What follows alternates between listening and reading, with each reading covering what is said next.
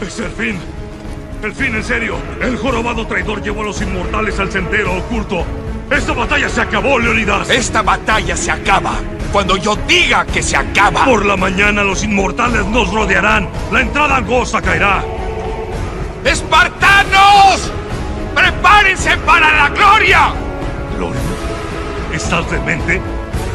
No hay gloria que aferrar ahora. Solo retirarnos, rendirnos o morir. ¡Esa es una elección fácil, Arcadiano! Los espartanos jamás se retiran. Los espartanos jamás se rinden. Que lo sepan todos. Y que todo griego sepa la verdad de esto. Que cada uno busque su propio corazón.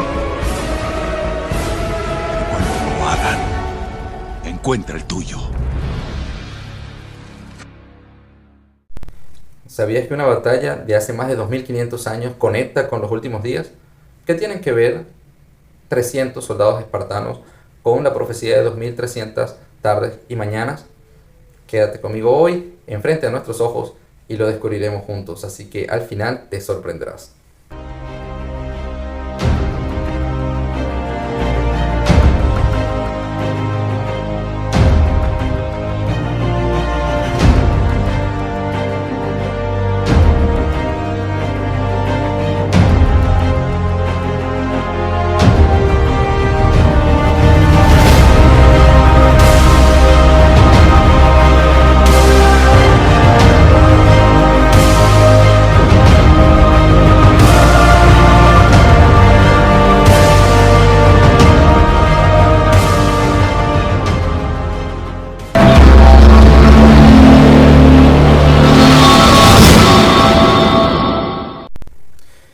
Bienvenido a Frente a Nuestros Ojos, el programa donde analizamos las escrituras antiguas y modernas concernientes a la segunda venida de Jesucristo y contrastamos de que se están cumpliendo el día de hoy. Mi nombre es Héctor Campos, les acompaño hoy gracias a Radio Abinadí y a Evidencia Sud Sin Fronteras. Hablaremos de la épica batalla de Termópilas, inmortalizada en la película 300, que ya es un clásico, y la conectaremos con la visión de Daniel 8 y nos sorprenderemos de lo que nuestro Señor Jesucristo le reveló a Daniel, que conecta con estos últimos días. Yo soy apasionado de las profecías del Antiguo Testamento. Soy apasionado de los profetas que dieron la visión de lo que pasaría en estos últimos días. De hecho, por eso me gusta este espacio, por eso creé este espacio Frente a Nuestros Ojos, porque me apasionan las profecías antiguas con respecto a nuestros días, me apasiona todo lo que es el cumplimiento que he visto en ello. Incluso como converso veía mucho cómo se relaciona la Iglesia de Jesucristo de los Santos de los Últimos Días con estas profecías que desde hace siglos se habían estado profetizando. No he hallado en ninguna otra congregación cristiana un cumplimiento tan exacto de lo que es las profecías antiguas, o que le demos tanto énfasis a esto, ¿no? Que la Biblia está escrita con un cumplimiento exacto de los últimos días. En otros episodios analizaremos otras de las profecías de Daniel que nos marcan los últimos días y cómo todo esto se relaciona. Pero hoy nos vamos a enfocar en el capítulo 8. Daniel vio en el sueño de Nabucodonosor, estando bastante joven, una estatua grande. Todos conocemos ese sueño, y esa estatua simbolizaba, la cabeza era Babilonia, los hombros eran los medos y los persas, luego estaba Grecia, y luego que era el dorso, y luego los pies simbolizaban el imperio romano, ¿no? Que se dividía en dos, el imperio romano de Occidente y el del Oriente, y luego terminaba en los pies, que era una combinación de barro cocido, que son los reinos que quedaron después del imperio romano, y luego venía una roca que impactaba, lo destruía todo, ¿no? Y que simbolizaba el reino de Dios que vendría. Pero no habla de fechas, habla de una sucesión de reinos. Y a mí me gusta este capítulo porque sí habla de una fecha, sí nos da un marco, una fecha a partir de un evento. Estando Daniel en el exilio, él ve una visión. Capítulo 8, la visión al versículo 2 dice: y vi en visión, y aconteció que cuando la vi, yo estaba en Susa, la ciudadela que está en la provincia de Elam. Vi pues en visión estando junto al río Ulai, y alcé mis ojos y miré, y he aquí que un carnero estaba delante del río, el cual tenía 2 cuernos, y aunque los cuernos eran altos, uno era más alto que el otro, y a la postre el más alto creció. Entonces, en este caso siempre el imperio persa se ha hablado del imperio medo-persa, pero en este caso hablábamos de que uno era más alto que el otro. Este carnero representaba el imperio medo-persa, y como los persas eran los que estaban en el reinado, eran los reyes, se hablaba de que un cuerno era más grande que el otro, por eso la simbología. Vi que el carnero, en el versículo 4, embestía con los cuernos al poniente, al norte y al sur, y que ninguna bestia, usualmente en las profecías de Daniel, bestias son reinos, reinados, ¿no? Ya sean físicos o espirituales. En este caso vemos lo mismo con Juan en el Apocalipsis, él habla de bestias. Luego en otro video podríamos hablar de esto de las bestias, pero entonces ninguna bestia o ningún reino podía estar delante de él, ni había quien escapase de su poder, y hacía conforme a su voluntad y se engrandeció. O sea, nadie como el imperio persa. Los persas estaban en supremacía en ese momento. A finales del siglo VI a.C., el imperio persa se extendía desde el mar Egeo hasta el río Indo, abarcando territorios que iban desde el Alto Egipto hasta el mar de Aral. Pero en el versículo 5 dice: y mientras yo consideraba esto, he aquí un macho cabrío venía del poniente sobre la faz de toda la tierra, el cual no tocaba la tierra, y aquel macho cabrío tenía un cuerno notable entre sus ojos, y vino hasta el carnero que tenía los 2 cuernos, que yo había visto que estaba delante del río, y corrió contra él con la furia de su fuerza.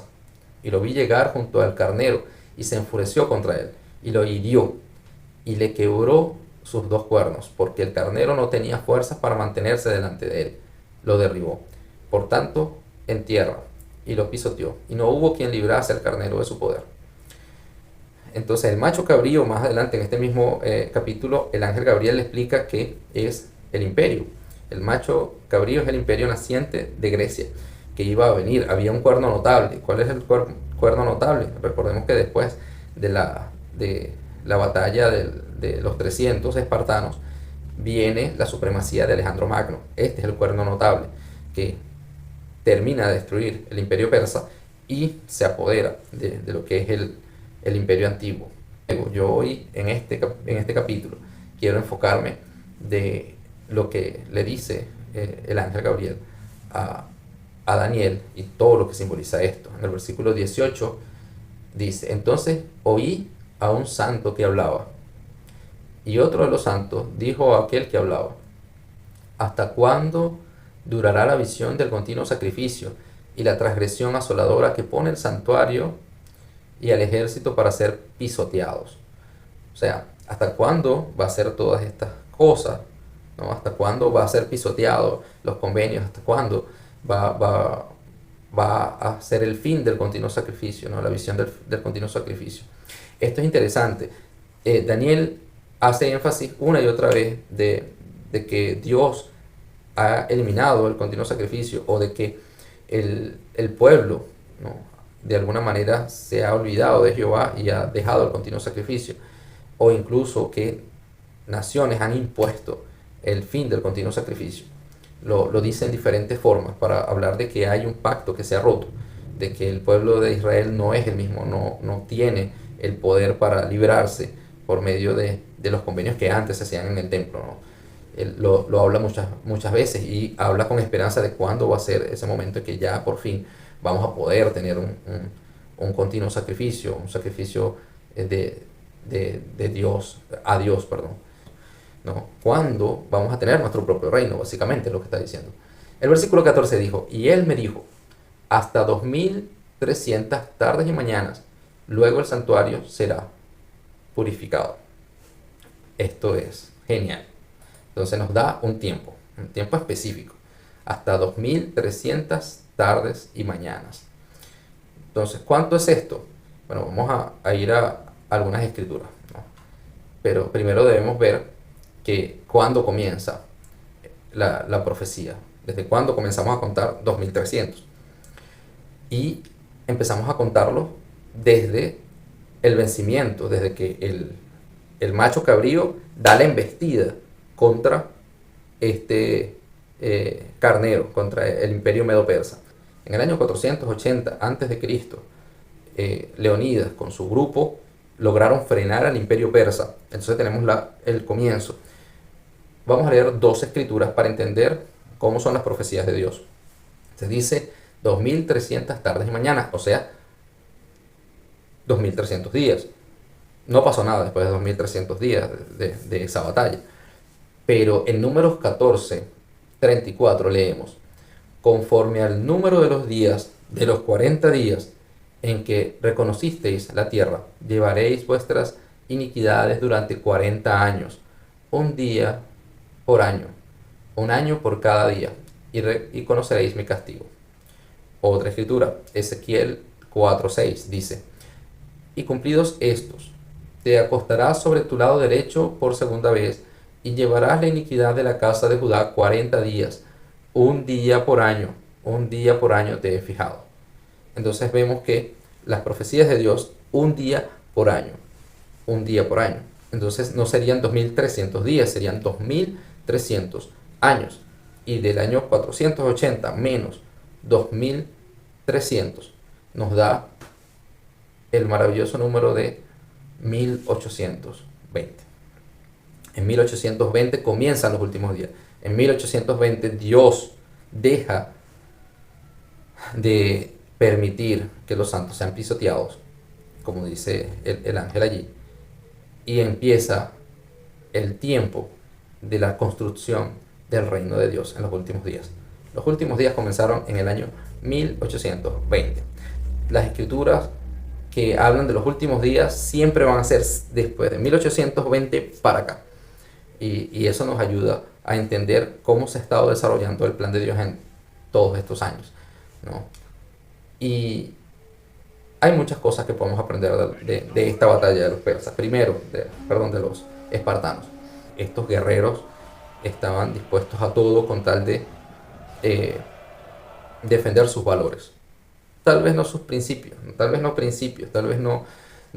no hayan sido los mejores, las mejores personas o las personas más morales de la tierra, pero tenían valores, o sea, tenían cosas que ellos valoraban más que otras. En este caso, el defender su patria, su honor, iba por encima de todo. Nosotros actualmente, ¿qué tanto valoramos nuestros principios? ¿Qué tanto valoramos la iglesia? ¿Qué tanto valoramos los convenios que hemos hecho en el templo? ¿Estamos dispuestos, así como Leonidas y sus 300, a resistir hasta el final? ¿Estamos dispuestos a no rendirnos ante la adversidad? Un espartano no se rinde. Me gustó mucho esa parte de la película. Leonidas le dice: un espartano no se rinde. Y un santo de los últimos días no debe rendirse. No debemos ceder a nuestros valores y principios. No debemos dejar que la maldad nos gane a pesar de que sean más. Las escrituras dicen que seremos pocos, pero tendremos por arma nuestra rectitud y el poder de Dios en gran gloria, dice el libro de Mormón. Entonces, aunque seamos pocos los santos de los últimos días, o aunque seamos pocos los cristianos, los que valoremos a los principios, debemos resistir la maldad, así como los 300 soldados de Leonidas vencieron al imperio persa, porque tuvieron la determinación de lograrlo, aunque les costara la vida. Esto es maravilloso para mí, ¿no?